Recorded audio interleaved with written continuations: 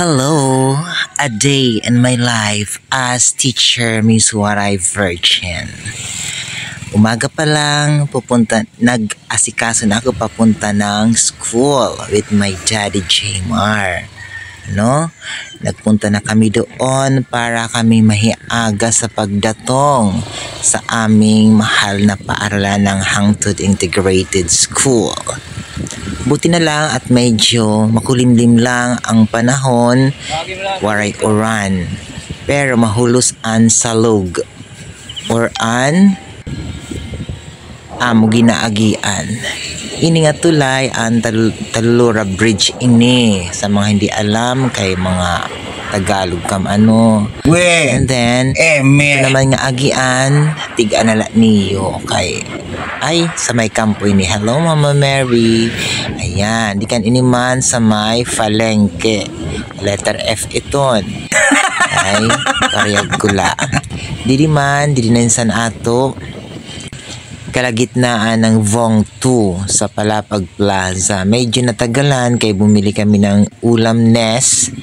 Didiretso na doon nga restaurant. Ika nagpinan video ngunak doon sito yan ang nag-inawas nga tubig nga sa 19 kuan pa iton 19 forgotten. And then diretso na lang kami nga di sa mayaon bandasan gym.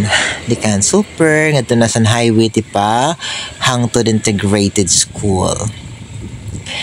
Sa agian daramo nang agian nga mga islet, damang ginagian nga mga lugarugan, damuan mga salog and mga river. Charot. Katatawa mang kamuli kauyam. Halarom doon, kaya buti na lang nakabota ang inyong Miss Waray Virgin para naman laging virgin ang peg natin, di ba? Ayaw kasi na magkaroon ng germs ang aking mga my toes, my knees, my shoulder, my head. Yun na nga, dire-diretso lang kami sa aming andar. Kailangan maagap kami kay alam ko meron daw bagong panukala, bagong batas ang aming school na everyday na ang aming flag ceremony. Flag ceremony dapat laging nandoon. Kaso medyo far distant ang aming place kaya minsan nalilate talaga kahit gaano ka umaga ang alis namin. Ito naman ang fula-fula ng ating auditorium ng Magsaysay National High School. Okay, medyo mabalakubak ang lugar doon. Tingnan mo, diba? Ang laki ng pedicab na yan, Ayan. Dito kami dumadaan lagi everyday. Buti na lang at napansin ng ating government na ayusin yung daan na yan dyan. Kaya pinaka main na yan. Kaya din hinaagian, di pa kadto sa Kuan Simura. So, diretso lang kami, medyo masilaw, kaya ang hanging araw, ang sudang ay nasirang na.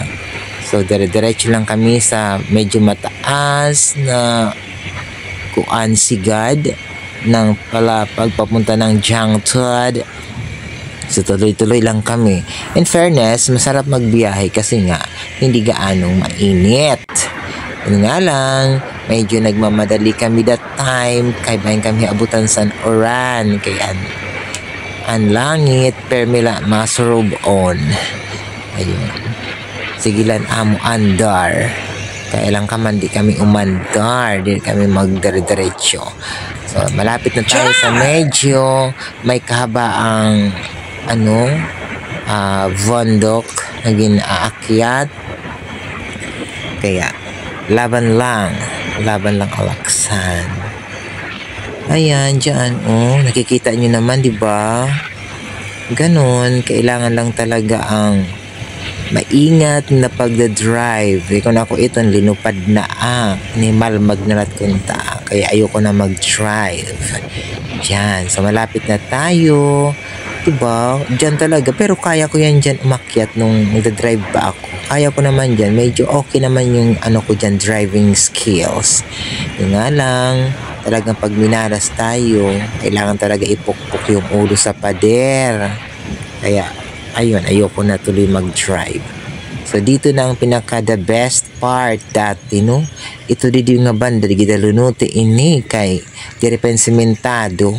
Ito mga daraga pa ak doon di Virginia pa ak. Naagi kami sa dili kami ni BFF Jory Mungkada.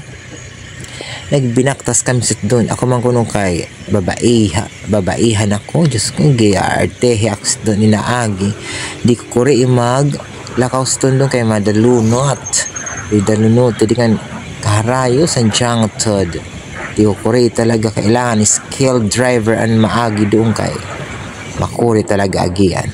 And thankful naman kasi may bayanihan sila dyan. Tingnan nyo sila, mga jangtod people. Ito hawag ng mga luvak-luvak. Kanag yung votangan sin mga varas.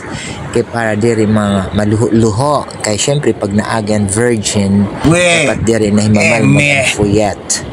Diba? So yun, dire-diretso lang tayo. Malapit na tayo sa Welcome Jangtod Integrated School. Ayun, di ba? Yan na doon nga na kuan. Maliko kami sa wala. Ayan na. Ayan. Di ba? So, malapit na kami dyan. Dumating. Tingnan mo naman yung parayan nila doon, no? Kabaysay. Very greenery.